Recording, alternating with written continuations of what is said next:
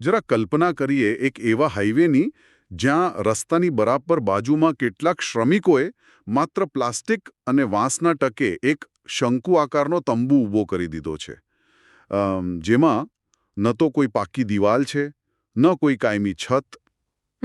બિલકુલ. આ તો આપણા દેશમાં બહુ સામાન્ય દ્રશ્ય છે. હા, તો હવે એક બહુ જ રસપ્રદ પ્રશ્ન એ થાય કે જ્યારે ભારત સરકારની 2027ની જનગણના થશે ત્યારે શું આ તંબુને કાયદેસર રીતે એક મકાન ગણવામાં આવશે? સામાન્ય રીતે તો એવું જ લાગે કે ના ભાઈ, આ તો હંગામી વ્યવસ્થા છે, આને થોડું મકાન કહેવાય. બરાબર. પણ નવાઈની વાત એ છે કે જવાબ છે હા, સંપૂર્ણપણે હા. આજની આપણી આ ઊંડાણપૂર્વકની ચર્ચાનો વિષય છે ક્ષેત્ર માર્ગદર્શિકા, ભારતની જનગણના 2027. અને એમાં પણ ખાસ કરીને આપણે નકશાકારના ક્લિપબોર્ડની આવૃત્તિ 1.0 પર ધ્યાન કેન્દ્રિત કરવાના છીએ. કારણ કે આ કોઈ નાનો પ્રોજેક્ટ નથી. સાચી વાત છે. 1 અબજ અને 40 કરોડથી વધુની વસ્તી ધરાવતા આ વિશાળ દેશમાં દરેક ખૂણે જઈને ગણતરી કરવી એ કોઈ સામાન્ય વહીવટી કાર્ય બિલકુલ નથી. આ તો એક ભગીરથ લશ્કરી કામગીરી સમાન છે. એટલે આ આખી કવાયતને માત્ર એક આંકડાકીય પ્રક્રિયા તરીકે જોવી એ બહુ મોટી ભૂલ ગણાશે. એટલે કે જે લોકો વાસ્તવિક રીતે ફિલ્ડમાં જઈને ડેટા ભેગું કરવાના છે તેમના માટે આ માર્ગદર્શિકા બ્રહ્માસ્ત્ર જેવી છે, રાઈટ? બિલકુલ. આ એક પ્રકારનો ઓપરેશનલ મેન્યુઅલ છે.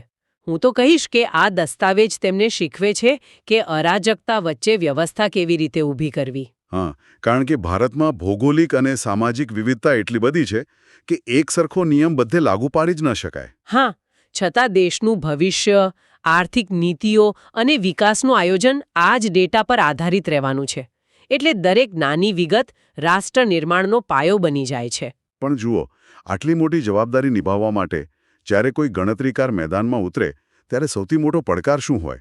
કોઈના પણ અજાણ્યા ઘરમાં જઈને માહિતી માંગવી કેવી રીતે? હા, કોઈ પણ નાગરિક દરવાજો ખોલીને સીધું જ પૂછી શકે કે મારે મારી અંગત માહિતી શા માટે આપવી જોઈએ. અને આ જ કારણથી માર્ગદર્શિકા સૌથી પહેલા કાયદાના રક્ષણ કવચની વાત કરે છે. ગણતરીકાર કાનૂની ઢાલ વિના ક્યારેય ફિલ્ડમાં જઈ શકે જ નહીં. બરાબર. માર્ગદર્શિકા બહુ સ્પષ્ટ કહે છે કે ધ સેન્સસ એક્ટ 1948ની કલમ 8 હેઠળ ગણતરીકારને કોઈપણ મકાન કે વાડામાં પ્રવેશવાનો કાનૂની અધિકાર છે. એટલે કે કાયદેસર રીતે કોઈ તેમને દરવાજેથી પાછા ના મોકલી શકે. અને પેલી કલમ 15B પણ છે ને? હા, કલમ 15B હેઠળ તેમને સદભાવનાપૂર્વક કરેલા કાર્ય માટે સંપૂર્ણ કાનૂની રક્ષણ મળે છે. જો કોઈ અડચણ આવે તો કાયદો તેમની પડખે છે.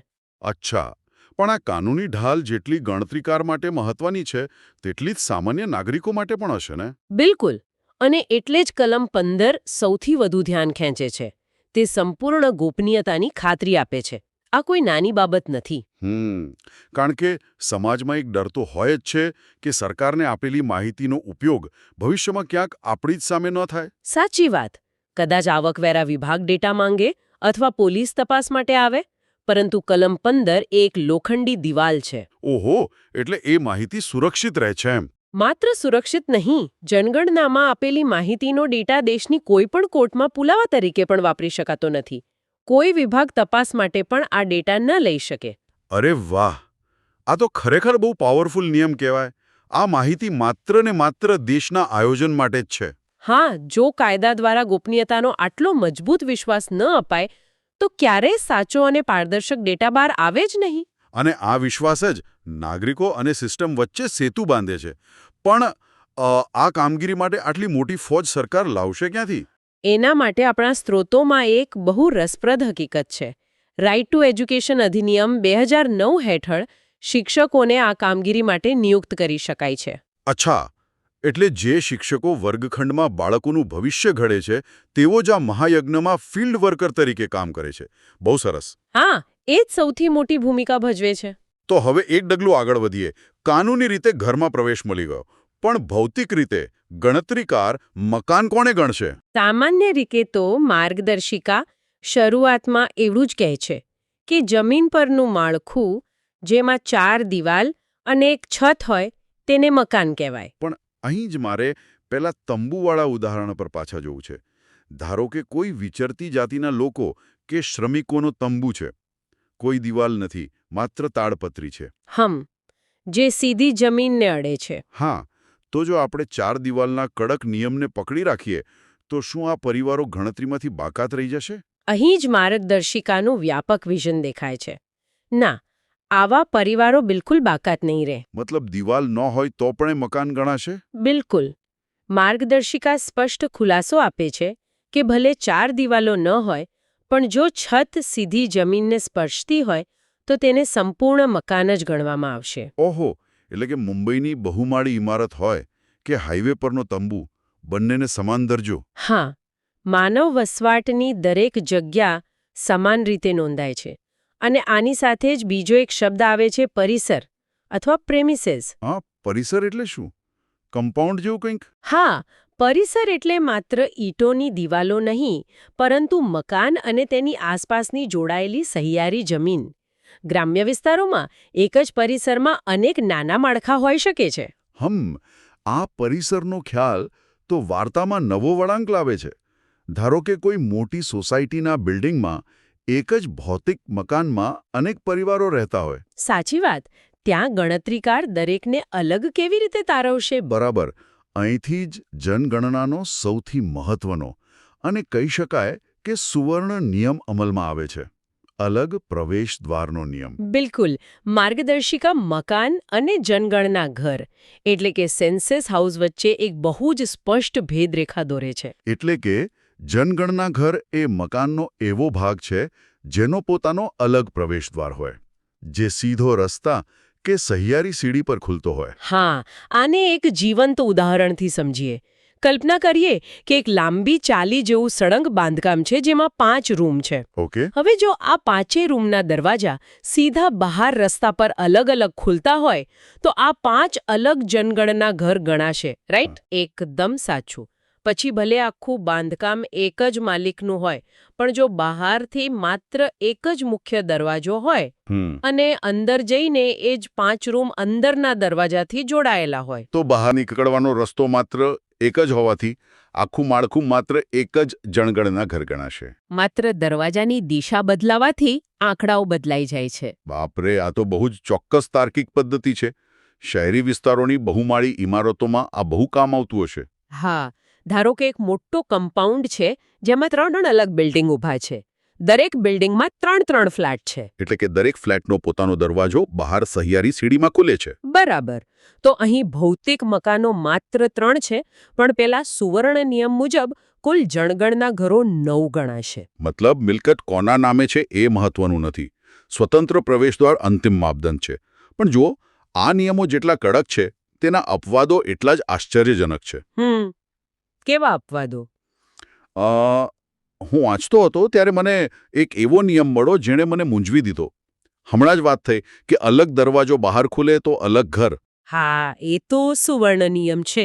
પણ જો કોઈ હોસ્ટેલ કે હોટેલની વાત હોય તો નિયમ સાવ બદલાઈ જાય છે.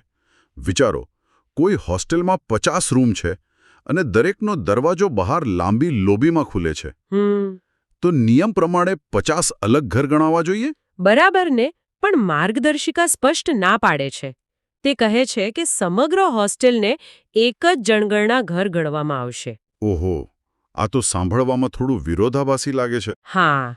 જો કે આમાં એક નાનકડો અપવાદ છે. જો એ જ બિલ્ડિંગમાં મેનેજર કે વોર્ડન માટે અલગ ફ્લેટ બનાવ્યો હોય તો માત્ર તેને જ એક અલગ ઘર ગણાશે. બાકી 50 રૂમ ભેગા મળીને એક જ ઘર. અચ્છા, હવે સમજાયું. આની પાછળનું કારણ બહુ વ્યાવહારિક છે. હોસ્ટેલને એક સંસ્થાકીય માળખા તરીકે જોવામાં આવે છે. એટલે કે ત્યાં રહેતા લોકો સ્વતંત્ર પરિવારો નથી? ના, તેઓ એક સંસ્થાના છત્ર હેઠળ સહિયારી સુવિધાઓ સાથે રહેતા લોકોનો સમૂહ છે. એટલે આખી હોસ્ટેલને એક એકમ ગણવું વધુ તર્કબદ્ધ છે. જ્યારે વોર્ડનનો પરિવાર એક સ્વતંત્ર એકમ તરીકે જીવતો હોવાથી તેને અલગ ગણાય છે. બહુ જ લોજિકલ છે આ તો. અને આ જ તર્ક ગ્રામ્ય વિસ્તારોના મોટા કમ્પાઉન્ડમાં પણ લાગુ પડે છે. કલ્પના કરીએ કે એક કમ્પાઉન્ડમાં રહેવા માટે મકાન છે, રસોડા માટે અલગ ઝૂંપડી છે અને બેઠક માટે અલગ છાપરી છે. ભૌતિક રીતે જોતા આ 3 અલગ માળખાં છે. હા, પણ જો કોઈ એક જ પરિવાર આ ત્રણેયનો દૈનિક ઉપયોગ કરતો હોય તો તે આખું કમ્પાઉન્ડ મળીને માત્ર એક જ મકાન અને એક જ જનગણમાં ઘર ગણાશે. વાહ! અને પેલા નોકરના ક્વાર્ટરનો નિયમ તો એથી પણ વધુ રસપ્રદ છે. ધારો કે મુખ્ય મકાનની પાછળ નોકરનું ક્વાર્ટર છે. હા, તો એ અલગ ઘર ગણાય કે નહીં? જો એ નોકર પોતાના ક્વાર્ટરમાં પોતાનું અલગ રસોડું ચલાવતો હોય ને જાતે રાંધતો હોય તો જ એ ક્વાર્ટર અલગ જનગણના ઘર નોંધાશે. અચ્છા, અને જો નોકર મુખ્ય પરિવારના રસોડે જમતો હોય તો એનું ક્વાર્ટર ભલે અલગ બિલ્ડિંગમાં હોય તે અલગ મકાન ગણાશે ખરું, પણ અલગ જનગણના ઘર બિલકુલ નહીં ગણાય. અને હા, જો કોઈ ગેરાજ ખાલી પડ્યું હોય તો તે અલગ મકાન છે પણ ઘર નથી જોવા મળે છે. નોકર ક્યાં જમે છે અથવા રસોડું ક્યાં છે તેના પરથી આખા ઘરની વ્યાખ્યા બદલાઈ રહી છે. બિલકુલ. એટલે કે જનગણનાના આ જટિલ વિજ્ઞાનમાં રસોડું સૌથી નિર્ણાયક ભૂમિકા ભજવે છે. એક રસોડું એટલે એક એકમ. એકદમ સાચી વાત. અને આ જ રસોડાનો સિદ્ધાંત આપણને આગલા પડાવ તરફ લઈ જાય છે. કુટુંબ કોને કહેવાય? હા, કારણ કે સામાન્ય રીતે કુટુંબ એટલે લોહીનો સંબંધ, કાકા બાપાના છોકરા એવું જ માનવામાં આવે છે. પણ જનગણનાનું વિજ્ઞાન અલગ છે. અહીં કુટુંબ એટલે લોહીના સંબંધો નહીં, પણ એક સાથે રહેતા અને એક જ રસોડે જમતા લોકોનો સમૂહ. જ્યાં સુધી ચૂલો એક છે ત્યાં સુધી કુટુંબ એક છે. અને આના આધારે કુટુંબના 3 સ્પષ્ટ પ્રકાર પાડવામાં આવ્યા છે. હા, પહેલું છે સામાન્ય કુટુંબ, જેમાં મોટાભાગે લોહીના સંબંધવાળા લોકો જ હોય છે. પણ ધારો કે પતિ અને પત્ની અલગ શહેરમાં નોકરી કરતા હોય તો? જો તેઓ સપ્તાહના અંતે ભેગા થતા હોય અને સાથે જમતા હોય તો પણ તેઓ એક જ સામાન્ય કુટુંબનો હિસ્સો ગણાય છે. અચ્છા. અને બીજો પ્રકાર આવે છે સંસ્થાકીય કુટુંબ. આ એવો સમૂહ છે જેમની વચ્ચે કોઈ જ લોહીનો સંબંધ નથી, છતાં એક સંસ્થાના નિયમો હેઠળ સહિયારા રસોડે જમે છે. જેમ કે જેલના કેદીઓ, આશ્રમના રહેવાસીઓ કે હોસ્ટેલના વિદ્યાર્થીઓ. તેઓ બધા એક મોટું સંસ્થાકીય કુટુંબ બની જાય છે. પણ જુઓ, આમાં પેઇંગ ગેસ્ટનો એક બહુ રમૂજી કિસ્સો છે. હા, મેં પણ વાંચ્યું હતું. ધારો કે કોઈ પીજીને હોસ્ટેલનું જમવાનું બિલકુલ પસંદ નથી. અને એ પોતાના રૂમમાં ઇલેક્ટ્રિક સ્ટોવ રાખીને રોજ પોતાની જાતે મેગી બનાવતો હોય કે અલગ રસોઈ કરતો હોય તો નિયમ પ્રમાણે જનગણનાની નજરમાં એ એકલો વ્યક્તિ એક અલગ સામાન્ય કુટુંબ બની જાય છે. અરે વાહ! માત્ર અલગ રસોઈ કરવાથી એ સંસ્થામાંથી બહાર નીકળીને પોતાનું સ્વતંત્ર કુટુંબ સ્થાપી લે છે. આ નિયમ પાછળનું અર્થશાસ્ત્ર ખરેખર સમજવા જેવું છે. એટલે કે તે એક સ્વતંત્ર આર્થિક એકમ તરીકે વર્તી રહ્યો છે. એનો ખર્ચ અલગ છે. બિલકુલ. પણ આ હળવી વાતની સાથે એક બહુ સંવેદનશીલ મુદ્દો પણ જોડાયેલો છે. ત્રીજો પ્રકાર, ઘર-બાર વગરના કુટુંબ. હા, ભારતમાં લાખો લોકો એવા છે જેઓ ફૂટપાથ પર કે પુલની નીચે કોઈ પણ માળખા વિના ખુલ્લામાં જીવન ગુજારે છે. માર્ગદર્શિકા સ્પષ્ટ કરે છે કે ઘરયાદીના આ પ્રથમ તબક્કામાં, જેને આપણે HLO કહીએ છીએ, તેમાં આવા લોકોની ગણતરી થતી નથી. તો સાંભળીને એવો પ્રશ્ન થાય કે શું આ ગરીબ વર્ગ ગણતરીમાંથી સાવ બાકાત રહી જશે? ના, બિલકુલ નહીં. આની પાછળ માત્ર વહીવટી પ્રક્રિયાનું કારણ છે. આ પહેલો તબક્કો મકાનોની યાદી બનાવવા માટેનો છે. જેની પાસે મકાન જ નથી તેમને મકાનોની યાદીમાં કેવી રીતે મુકાય? ઓકે, એટલે આવા પરિવારોની ગણતરી બીજા તબક્કામાં થાય છે, જ્યારે સીધી વ્યક્તિઓની ગણતરી થતી હોય. હા, સિસ્ટમ એ સુનિશ્ચિત કરે છે કે છેવાડાનો માનવી પણ છૂટી ન જાય. બહુ જ સરસ વ્યવસ્થા છે આ તો. હવે રસોડાથી કુટુંબ નક્કી થઈ ગયું, દરવાજાથી ઘર નક્કી થઈ ગયા, પણ આ અઢળક માહિતીને ગણતરીકાર કાગળ પર કેવી રીતે નોંધશે? આ જ સૌથી મોટો પડકાર છે. કોઈ શેરી ભૂલાઈ ન જાય અને કોઈ ઘર 2 વાર ન ગણાઈ જાય તે માટે નકશાકારનું અસલી વિજ્ઞાન શરૂ થાય છે. હા, પેલી નંબરિંગની પદ્ધતિ. હા, નકશો અને નંબરિંગ એ આખી પ્રક્રિયાની કરોડરજ્જુ છે. ગણતરીકાર કોઈપણ શેરીમાં મન ફાવે તેમ નંબર ન આપી શકે. એટલે કે ડાબેથી જમણે કે આગળથી પાછળ એમ નહીં. ના, માર્ગદર્શિકા બહુ કડક છે કે ફાળવેલા બ્લોકમાં હંમેશા ઉત્તર-પશ્ચિમ ખૂણેથી જ શરૂઆત કરવાની હોય છે. ત્યાંથી ઝિગઝેગ પદ્ધતિથી આગળ વધવાનું. ઓહો, એટલે સાપની જેમ વાંકાચૂકા રસ્તે દક્ષિણ-પૂર્વ દિશાના અંતિમ છેડા સુધી પહોંચવાનું. હા, અને લોખંડી નિયમ એ છે કે એક શેરીની બંને બાજુ સળંગ નંબર આપીને પૂરી કર્યા પછી જ બીજી શેરીમાં પ્રવેશ કરવાનો. જેથી ભારતની ગીચ શેરીઓમાં પણ નંબરની સળંગ શ્રેણી તૂટે નહીં. પણ જુઓ, માની લો કે ગ્રાઉન્ડ લેવલ પર કોઈ પ્રેક્ટિકલ મુશ્કેલી આવે તો? કેવા પ્રકારની મુશ્કેલી? ધારો કે એક મકાનને 10 નંબર આપ્યો બાજુના મકાનને 11 નંબર આપ્યો. પછી ખબર પડી કે બંનેની વચ્ચે પાછળ એક નાનકડું ઘર તો રહી જ ગયું, જે રસ્તા પરથી દેખાતું નહોતું. આવું તો ફિલ્ડમાં બહુ જ સામાન્ય છે. તો હવે શું? 11 થી 50 સુધીના નંબર ભૂસીને કાગળમાં ચેક કરીને બધું ફરી લખવાનું? ના ભાઈ ના. માર્ગદર્શિકાએ આનો બહુ સ્માર્ટ ઉકેલ આપ્યો છે. કોઈ નંબર ભૂંસવાની જરૂર નથી. જે નવું મકાન મળ્યું છે તેને એક નવો પૂર્ણાંક નંબર આપવાને બદલે 101 એવો પેટા નંબર અપાય છે. અચ્છા, એટલે 100 પછીનું નવું ઘર. અને ટેકનોલોજીનો કમાલ તો જુઓ. જ્યારે આ ડેટા એપમાં દાખલ થાય ત્યારે એપ જાતે જ 101 ને 0154 કે એવા સળંગ ફોર્મેટમાં ગોઠવી દે છે. વાહ! એટલે કાગળ પર ચેકચાક પણ ન થઈ અને ડિજિટલ ડેટા પણ સળંગ રહ્યો. આ જુગાડ સાથેનું અદ્ભુત મેનેજમેન્ટ છે. બિલકુલ. અને આ બધી બારીકાઈઓ વચ્ચે ખુલ્લી જગ્યાઓનો એક કિસ્સો બહુ રસપ્રદ છે. કેવી ખુલ્લી જગ્યાઓ? ધારો કે કોઈ શાકભાજી બજાર છે જ્યાં માત્ર 3 ફૂટ ઊંચી પ્લાસ્ટિક કે તાડપત્રીની છત છે. દિવસે કોઈ નથી રહેતું, બસ રાત્રે કોઈ મજૂર ત્યાં સૂવા આવે છે. તો શું તેને ગણતરીમાં લેવાનું? આશ્ચર્યની વાત એ છે કે હા, ભલે તેનો ઉપયોગ માત્ર રાત્રે સૂવા થતો હોય, તેને અલગ મકાન ગણીને કાયદેસરનો નંબર આપવો જ પડે. અરે વાહ! પણ હવે પ્રશ્ન એ થાય કે આ બધું તંબુ, શાકભાજી માર્કેટ, બહુમાળી ઇમારતો, આ બધું એક જ માસ્ટર નકશામાં કેવી રીતે સમાઈ શકે? આ માસ્ટર નકશો બનાવવાની પ્રક્રિયા તો કોઈ શિલ્પકારના કામ જેવી 4 સ્તરીય પ્રક્રિયા છે. આને આપણે પારદર્શક કાગળની કલ્પના કરીને સમજી શકીએ. હા, મેં જોયું છે. સૌથી પહેલું સ્તર છે સીમાઓ નક્કી કરવી. ચાર્જ ઓફિસર દ્વારા જે હદ નક્કી થાય તે સ્પષ્ટ દોરવામાં આવે, જેથી કોઈ ડબલ ગણતરી ન કરી નાખે. અને બીજું સ્તર છે ભૌતિક લક્ષણો, જેમાં શેરીઓ, ગલીઓ, નદી, રેલવે ટ્રેક દોરાય છે. ત્યારબાદ ત્રીજું સ્તર આવે મહત્વપૂર્ણ સુવિધાઓ. શાળાઓ, મંદિરો, હોસ્પિટલ જેવા સીમાચિહ્નો. જેથી ભવિષ્યમાં કોઈ પણ નવો અધિકારી રસ્તો સરળતાથી ઓળખી શકે. અને છેલ્લે ચોથું સ્તર, મકાનોની વ્યવસ્થિત ગોઠવણી. પણ એમાં આડાવડા બિંદુઓ નથી મુકાતા ને? ના ના, અહીં ચોક્કસ પ્રતીકો એટલે કે સિમ્બલ્સનો જ્ઞાનપૂર્વક ઉપયોગ થાય છે. જો પાક્કું મકાન હોય, એટલે કે પથ્થર, સિમેન્ટ કે ઈંટની દિવાલો હોય, હોય એટલે કે માટી કે વાંસનું હોય, તો તેને ત્રિકોણથી દોરવામાં આવે છે. અચ્છા, અને જો મકાન માત્ર ફેક્ટરી કે દુકાન હોય તો તે ચોરસ કે ત્રિકોણની અંદર આડી લીટીઓ દોરી દેવામાં આવે છે. એટલે કોઈ ભાષા ન જાણનાર પણ માત્ર આકાર જોઈને વિસ્તારની આર્થિક સ્થિતિનો અંદાજ લગાવી શકે. આ પ્રતીકોની ભાષા ખરેખર શક્તિશાળી છે. ઉદાહરણ તરીકે, નકશામાં એક ચોરસ દોરેલો છે. એની બહાર 9 લખ્યું છે અને અંદર કૌંસમાં 2 લખ્યું છે. એટલે આનો અર્થ શું કાઢવો? સીધો મતલબ કે આ પાક્કું મકાન છે, જેનો મકાન નંબર 9 છે, અને કૌંસમાં લખેલો આંકડો દર્શાવે છે કે આ એક મકાનમાં 2 અલગ જનગણના ઘરો આવેલા છે. અદ્ભુત! માત્ર એક ચોરસ અને 2 આંકડા આખું ચિત્ર સ્પષ્ટ કરી દે છે. આ માસ્ટર નકશો ગણતરીકારની અથાગ મહેનતનું પરિણામ છે. બિલકુલ, આ ભવિષ્યના આયોજનો માટે ઐતિહાસિક આધારસ્તંભ છે.